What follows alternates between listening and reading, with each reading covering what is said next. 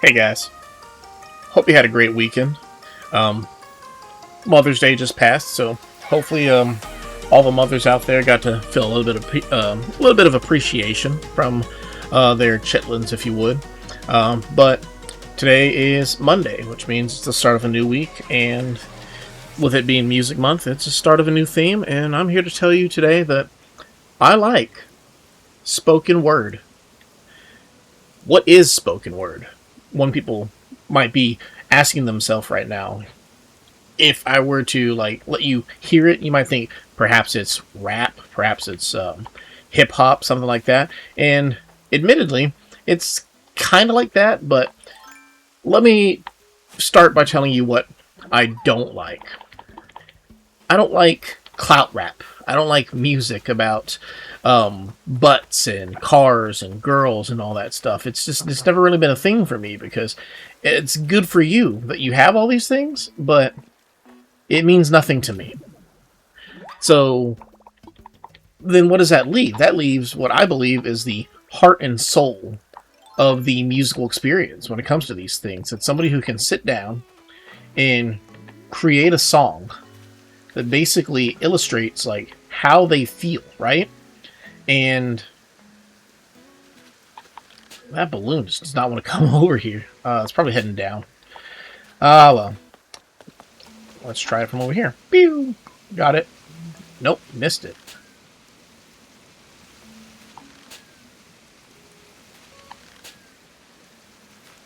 Where is it? How did it get over there?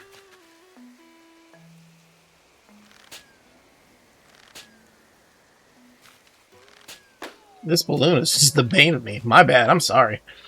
I was like, balloon, please, come here. I have no idea where you are at this point. But, spoken word is basically the reason why I guess you kind of have those your typical instrumentals, like hip hop type stuff that plays in the background, is because it's the kind of instrumentals that don't really require any musical talent in terms of playing an instrument. You know what I mean? You just kind of put the beat together. Usually, just find a good sample, and then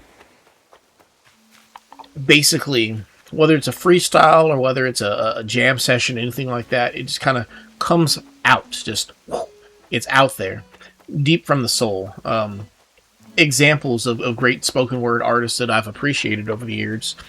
I'll go into more detail about them later on, but you might be thinking of people like Aesop Rock, Sage Francis, MF Doom, but also people like Atmosphere. I think Brother Ali is another great one as well, and just pretty much anybody who I might consider kind of outside of the norms in terms of hip hop or rap or anything like that. I mean, I do like hip hop as well.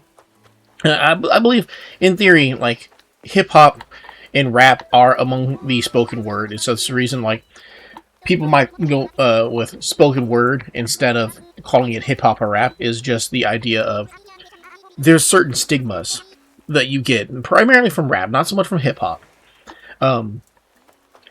where it's just kind of, if you think it's one thing, if somebody says oh yeah, I'm a rapper, you might automatically come to some sort of a conclusion that, oh, it's they're going to sing about those things I talked about, hit clout and all that jazz.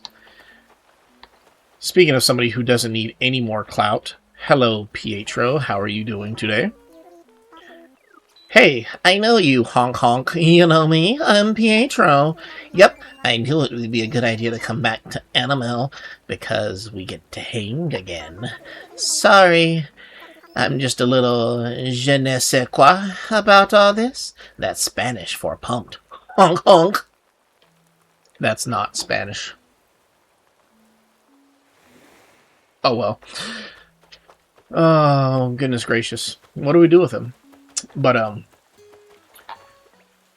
what I was thinking about when I said that is one could argue that people like Kanye West are spoken word. He's actually pretty.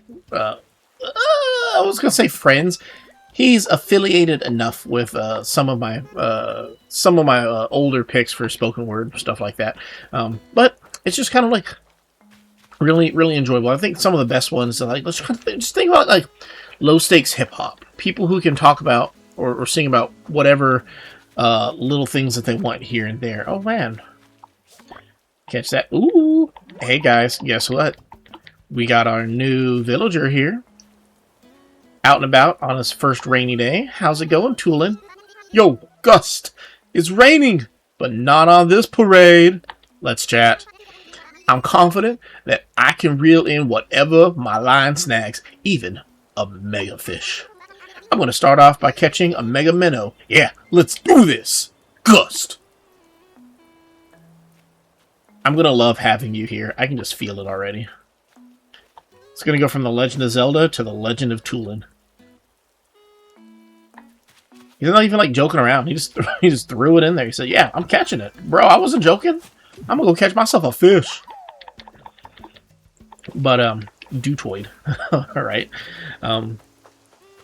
That's what this week's pretty much going to be kind of about. Is just kind of going over all the different, spoken word artists that I've been able to appreciate. Man, let me just quickly, like, run down the history of it for you guys, so you know exactly where I'm coming from with this.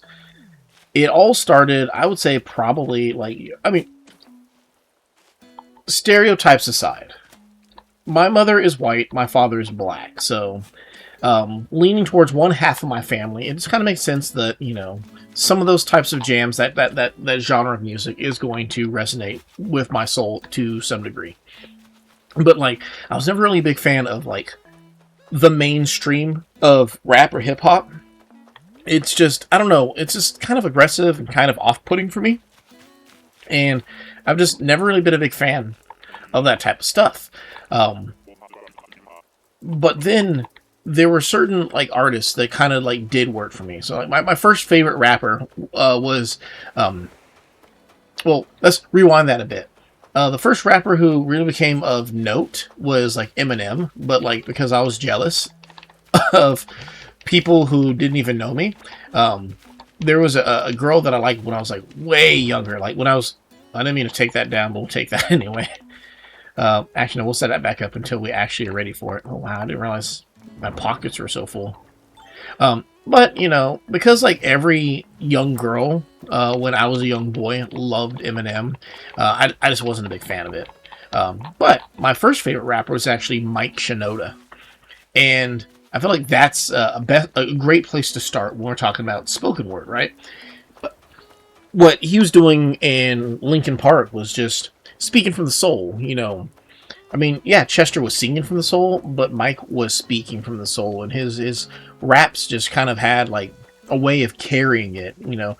Some could argue that Linkin Park wouldn't have been Linkin Park if it weren't for Mike Shinoda basically carrying it, because, like, admittedly, they could have just been, like, another rock band, a generic rock band of the early 90s and whatnot, and, you know, that's severely underselling them, but I think a combination of Chester's amazing talent and Mike Shinoda's ability to really hold the songs together, like it felt like Chester kind of gave the songs meaning, but Mike Shinoda was like the glue that held it together. But without dwelling too much on that, you kind of move forward, and then they had the Collision course where it was what was it? It was Linkin Park and Jay-Z together, and that album was absolutely amazing, and it made me actually appreciate Jay-Z a little bit more.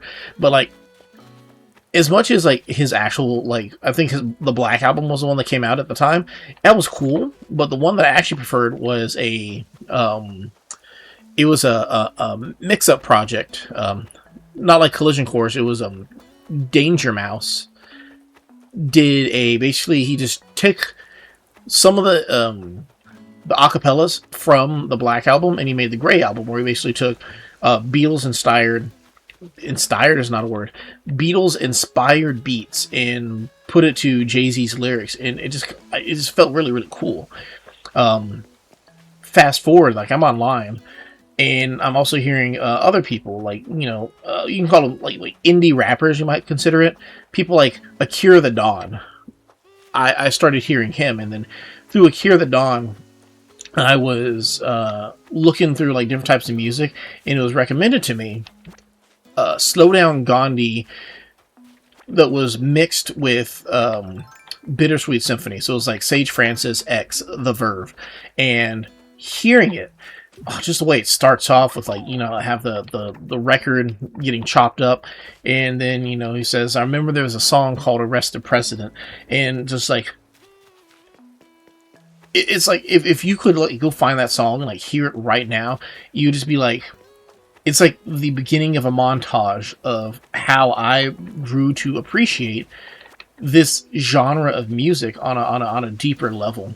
Because, like, from there, I end up, I'm following Sage Francis. I follow a lot of his music, and he's a very passionate guy. Like, some could say, like, he's very, like, depressing with his rap style, but, like, he's just real, and he's grounded, and he's amazing. I've always appreciated everything that he does. He deserves a whole day all to himself. I'll probably give him one at some point in time. But here's our other new villager, real quick. Say hello to Miss Goldie. Do you think we'll see a rainbow after all this rain? Oof. Let's chat. I just read a magazine article full of suggestions for an ideal weekend. One of the suggestions was to try doing a weekend. I'm sorry, guys. I botched it bad. Doing a weekend DIY project sounds like a great idea to me. Yep. Welcome to the island, Goldie. I'm gonna love having you around. As long as you don't mind my terrible female voiceovers. But then through Sage, like, I started appreciating him, listening to his stuff. All sorts of great music. Houdini, Inherited Scars really just gets me sometimes. And this is the entire Copper Gone album was just like a rebuke against the world. It felt like it was amazing. But like, he eventually led me during the iHeart Music days of when I was trying to discover music. Basically, you click on the artist or song that you like, and you had like a 30% chance that they'd actually play it, but then they play something similar to it. And through Sage Francis, I would eventually come across somebody we'll talk about later on this week in depth. But basically, Aesop Rock is by and far my favorite spoken word artist. Absolutely amazing talent that he has when it comes to the words that he uses and whatnot. Arguably, like some people would say, like, when it comes to rappers and their lexicons, like how many different words they can use in one given song, he is by and far like way above like everybody else. Like they say there's like nobody else, definitely nobody mainstream who can match him on this level. But it's all just really cool stuff, and I've just really enjoyed it all throughout. It's one of my go-to genres at this point in time. It's just being able to sit down and listen to just somebody who can just, like, basically like this. It's just this with an instrumental track on the background. It's just sitting down and talking about whatever, right? Whatever's cool, whatever's got you feeling a certain way, just being able to, and it's not just like, it doesn't have to be deep all the time either. Like, I also appreciate spoken word songs that are like more in depth of like the old school stuff, like Hieroglyphics, A Tribe Called Quest, Del the Funky Homo Sapien, stuff like that, where they can sit down.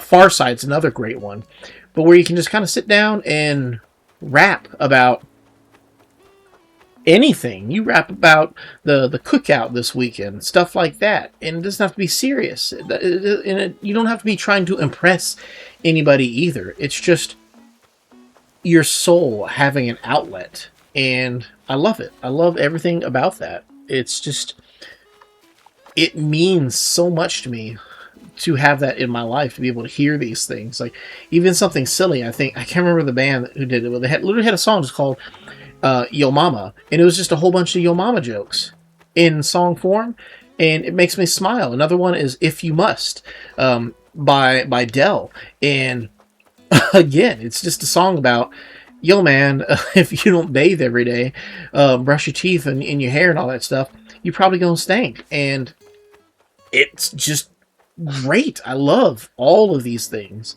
and I just don't think, I feel like the problem is like it's kind of like pop syndrome. Rap is so big within the urban communities that oftentimes just real meaningful, what's it called, songs like spoken word. Oh, you have a new nickname for me, Fauna. What is it? Let's hear it. I'd like to call you Cupcake. Oh, here we go again. I will allow it for now. But she's about to go the way of the carry if she keeps it up. Oh my god. I have to go do a personality check. See if Fauna and Carrie have the same personality. Because that might lead to me having to give her a little ousting. But, well. But, you know, guys, let me know. If it makes sense. Does spoken word work for you? Or, you know, maybe you're thinking of something else. But, like, if it makes sense, my description of spoken word. It doesn't have to necessarily be rap. It can be hip-hop. It can be just some guy who just talks, basically. I could be your favorite spoken word artist. But if I'm not your favorite spoken word artist, all I'm asking is just let me know what works for you. But, yeah. Oh, man, I love the rain. I like the rain. I like spoken word artists. And as always, I like the time that we get to spend together. If you liked it too, feel free to subscribe so you can catch future updates. If there's something that you liked about the video, or even if you disliked something about the video, feel free to drop a comment in the comment section below. I read them all. And, you know, I hope that you have a wonderful Monday, that your weather is a little bit better than what we have going on right here, and that you don't let anything get you feeling too down. You know what I mean? Life's too short to be stressing on little things. And worst case scenario, I tell you what. Tap record. Just vent for like a good 30 to 60 seconds. Find your favorite beat. Mash them up together and send it to me. And you're probably going to be my next favorite spoken word artist. But until next time, I'll see you very, very soon.